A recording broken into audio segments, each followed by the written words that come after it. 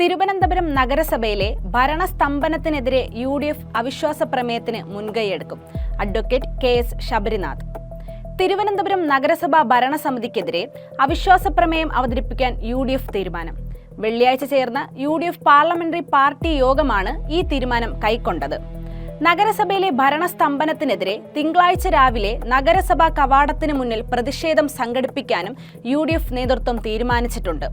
അവിശ്വാസ പ്രമേയം അവതരിപ്പിക്കുന്നത് സംബന്ധിച്ച തുടർ നടപടികൾ തിങ്കളാഴ്ചത്തെ സമരത്തിന് ശേഷം കൈക്കൊള്ളും.